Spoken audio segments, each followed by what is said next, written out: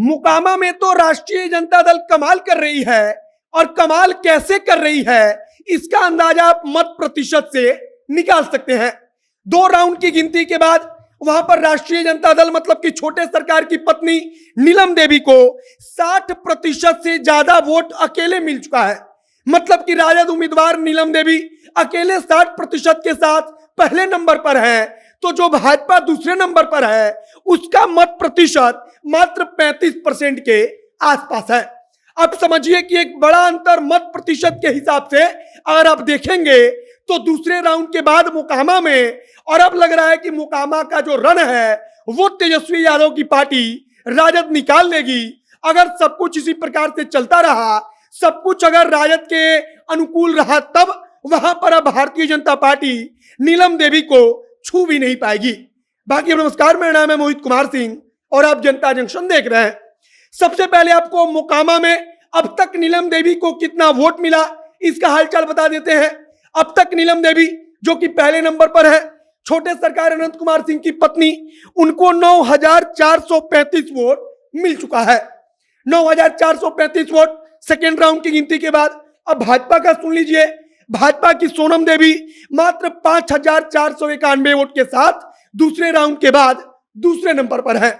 मतलब कि अगर आप मतों के बीच का अंतर देखेंगे तो दूसरे राउंड की गिनती होने तक 4,000 के मतों का अंतर हो गया, और कहा जा रहा है कि यह कहीं ना कहीं 2 राउंड की गिनती के हिसाब से एक बड़ा अंतर है।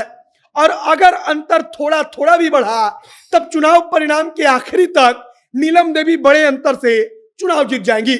बाकी अगर हम मत प्रतिशत की बात करें, जैसा कि हमने बताया, तो भाजपा अब तक 40% को भी नहीं छू पाई, और मोकामा में तो 60% को भी राष्ट्रीय जनता दल मत प्रतिशत के हिसाब से पार कर गई है।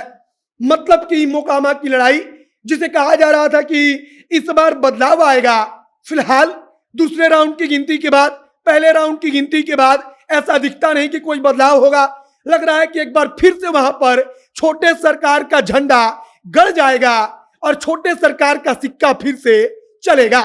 बाकी अब तक मोकामा में 2 ही प्रत्याशी हैं जो दिख रहे हैं कि लड़ाई में है, जैसा पहले से कहा भी जा रहा था। अन्य प्रत्याशी जो चुनाव लड़ रहे थे, कोई भी प्रत्याशी अब तक 500 वोट के आंकड़े को भी नहीं छुपाया है। नीलम देवी लगभग 9,435 मतलब कि 9,500 वोट पा चुकी हैं, और जो सोनम देवी हैं वो दूसरे नंबर पर हैं। लेकिन इसके बाद कोई भी प्रत्याशी मोकामा में 500 वोट का अंतर भी, 500 मतलब जो टोटल मत होता है उसको भी पार नहीं कर पाया है।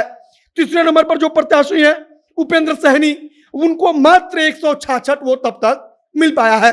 फिलहाल मोकामा में मत प्रतिशत के हिसाब से बड़ा अंतर हो चुका है, और अगर अंतर बरकरार रहा तब मोकामा में बिल्कुल आसानी से तेजस्वी यादव की पार्टी राष्ट्रीय जनता दल जीत जाएगी। आगे जो कुछ नया अपडेट आएगा मोकामा से जुड़ा हुआ, गोपालगंज से जुड़ा हुआ, कौन प्रत्याशी आगे हो रहा है, कौन पीछे हो रहा है, कितने मतों के अंतर से कौन सा प्रत्याशी आगे चल रहा है, सब कुछ जनता जंक्शन पर आज के माध्यम से आप तक हम पहुंचाएंगे। आप जनता जंक्शन के साथ जुड़े रहिए। कैमरे के गन से हम खड़े हैं और मैं मोहित कुमार सिंह। बहुत बहुत धन्यवाद।